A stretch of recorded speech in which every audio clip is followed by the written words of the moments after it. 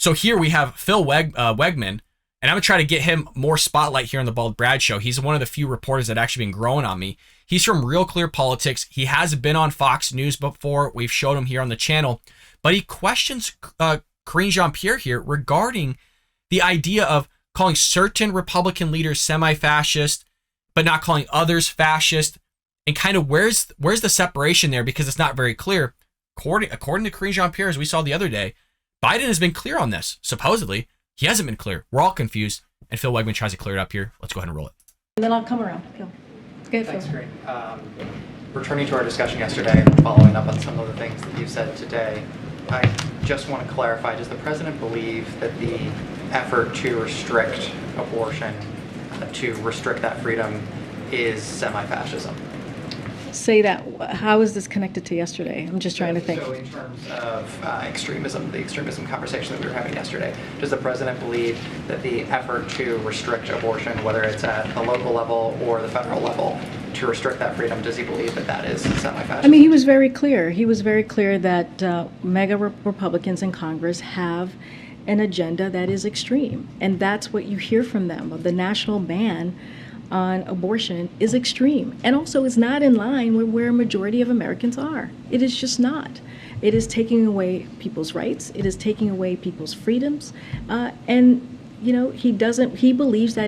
I'm not going to beat a dead horse with this, but for anybody that's an avid viewer of the Bald Brad Show, we've talked about Griswold v. Connecticut. We've talked about Roe v. Wade at length. Those rights never existed. I know I've repeated myself on this show. Just because the Supreme Court created rights, which they can't do, they found rights within the emanations of the Bill of Rights, some shadows and penumbras. They just found them willy-nilly, even though it evaded 176 years of the founders and other legislatures, just created them out of the whole cloth. Those rights never existed. And she's going to say that's authoritarian. She's going to say that's fascism. But it's weird here because she's calling out MAGA Republicans for fascists. What about the Supreme Court justices? What about that? Is that fascist then too? I mean, because we're going through a democracy and a republic here, in terms of instituting, removing what supposedly those rights were existing before and saying, hey, it turns out, well, those aren't legit, so we're going to remove them. Can't find them anywhere. But somehow by going through a republic and a democracy, through our Supreme Court, now all of a sudden that's authoritarianism. It's a threat to democracy, and now you're a fascist somehow. It's no wonder Phil's asking the question here because everybody's confused on this one. It is an extreme agenda. You've heard that from him directly. I don't even need to confirm that from here. He's actually talked about how extreme it is. When we saw what was done with the Dobbs decision on June 24th, to take away a right that people had for 50 years, a constitutional right for 50 years, that women had to make a decision for themselves on their health care. And so, yeah, we see that as extreme. So, but I'm trying to figure out which bucket in particular to put it in, because the administration as well as the president has used different language here. There's extremism, and then there's also the semi-fascism moniker that he used. I mean, this is an effort that's been around for a long time.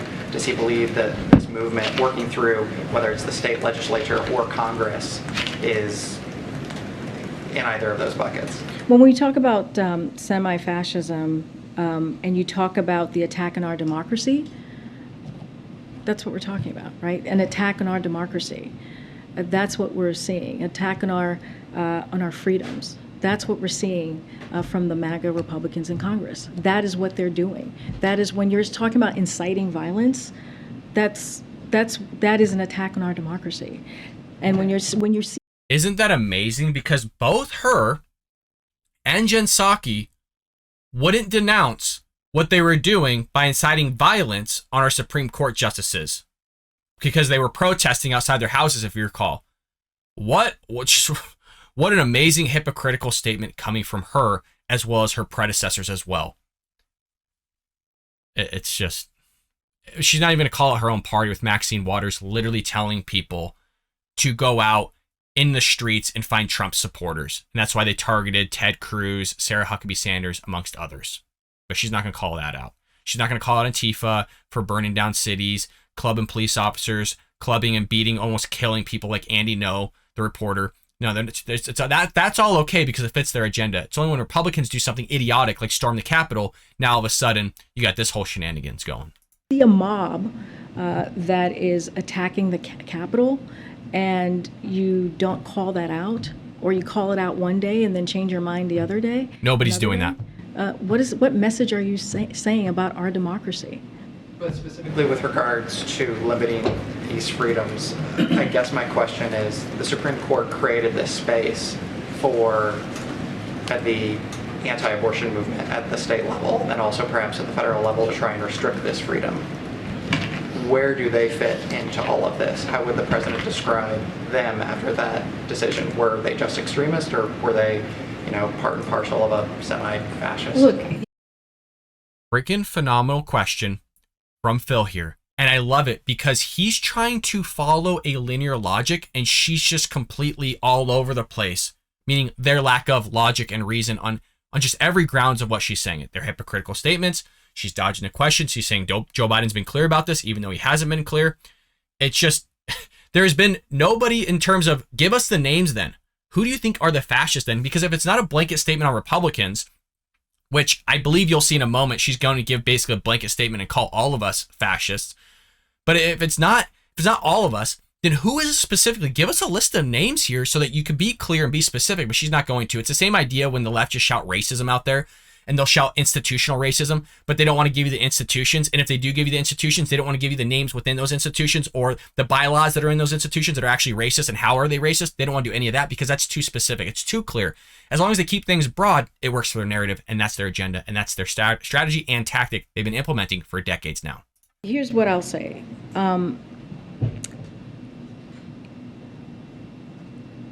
We continue to see attacks on people's fundamental rights, right, of Americans with new abortion laws across the country.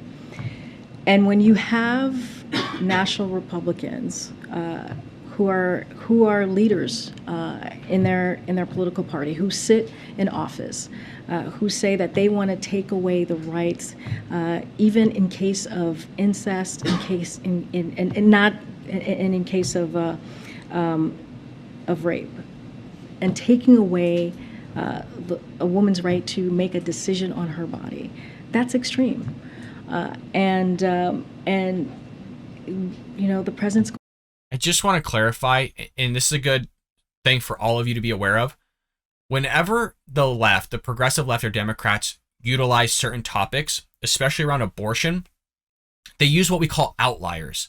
Surprising, a lot of people don't know what outliers are in statistics. Outlier is when you have certain data values that are so far away from the cluster of the data itself that they're not even representative of actual data in the population.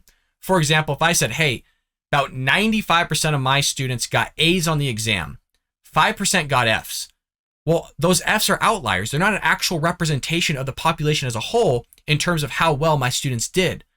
But if you just had somebody that hyper-focused on those F's, you'd be like, well, Bald Brad sucks at teaching. Look at those F's that he got. We should cater all our policies, everything that we create around those F's. Every agenda, all the lessons should be just catered around that 5% F's. Disregard the other 95%. What they do here, they're hyper-focusing on incest as well as rape, which accounts for, if we were to upball it, 1% of abortions. The other 99% of abortions are basically due to because it's an inconvenience for the individual. The vast majority of abortions are literally because of an inconvenience. It's amazing how she's going to point to that 1%, but disregard and call that extreme, but disregard literally the other 99% of killing a baby at the point of coming out of the womb. This far out of the vaginal canal, she is for killing that baby. That's not extreme to her.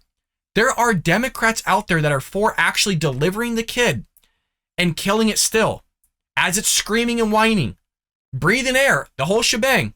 They're still for killing it. That's not extreme to them. The 99% of abortions aren't extreme to them. It's only that 1%. Help me follow the logic in that one because I'm just bewildered by it. By the way, I used to be pro-choice for like literally the majority of my life. Going to call that out. He's going to continue to do everything that he can to make sure that we protect people's freedoms. He's going to do everything that he can to call that out. And that is important to call out. That is important to talk about. And again, we see majority of Americans who disagree. And so when you are not with where majority of Americans are, then, that is extreme. That is an extreme way of thinking. I'm not going to, that's what I have for you, Phil. I just laid out what he's going to talk about. It's not a political part. It's not about a political person. It's not about a political party. It's about where we are currently today where we are currently today with our democracy. Thanks, right? All right. Thanks, Karine. I don't know if you caught it, folks. I know I was pausing it a lot. Not only based on what she said, because she didn't outright call MAGA Republicans actual fascists and extremists, right?